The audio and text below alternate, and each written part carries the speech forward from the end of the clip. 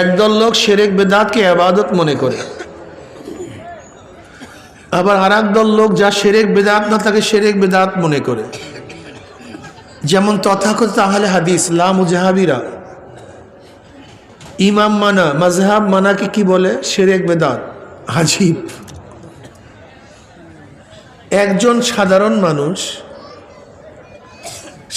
মানুষ বাদ দেন, গভীর এলেমের যে অধিকারী না, কি এলেমের ভাই? যেমন তেমন এলেম হলে চলবে না, গভীর এলেম, মুস্তাহিদ পর্যায়ের, মুস্তানবিদ পর্যায়ের যদি কোনো ব্যক্তি না হয়, সে ব্যক্তি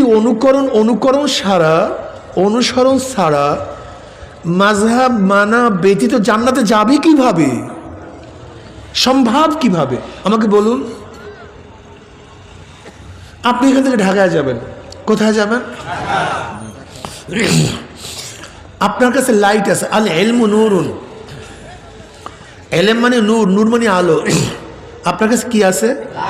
আলো আছে। আপনি যান, নির্বিঘ্নে ঢাকায় চলে যান। ভাঙ্গা, কাঁটা, বাঘ, ভাল্লুক, সাপ, শত্রু সব দেখতে পারবেন, কোনো সমস্যা নেই। কি আছে? আলো আছে। কিন্তু যার কাছে আলো নাই তার ঢাকায় যেতে হবে।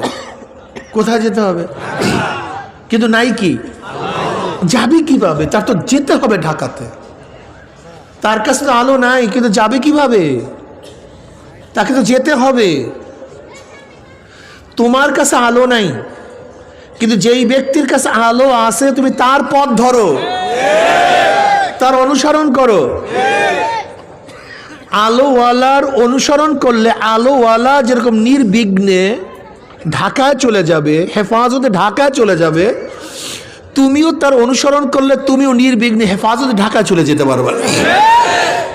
কিন্তু তোমার কাছে আলো নাই, যার কাছে আলো আছে তার অনুসরণও করবা না, তাহলে কি? ওই কুয়ার মধ্যে পড়ো, ভাঙ্গায় পড়ো, বাঘের মুখে যাও, ধ্বংস হও, ঢাকায় যেতে পারবা না। তুমি মুস্তাহিদ পর্যায়ের লোক, তুমি আহলে ইলম, বাস তুমি কোরআন হাদিস দেখো, মাসালা বুঝো, চলতে থাকো, তোমার কোনো সমস্যা নেই। কিন্তু তুমি তো কোরআন হাদিস জানো না। এখন তুমি যদি কোরআন ও হাদিস যে জানে তার ইত্তেবা অনুসরণ না করো, তাহলে তুমি চলবা কিভাবে? আমাকে বলো না বাবা, একটু বলো। তুমি কি বিয়াকুব টিয়াকুব নাকি? তোমার মাথায় কি ঘিলু আছে?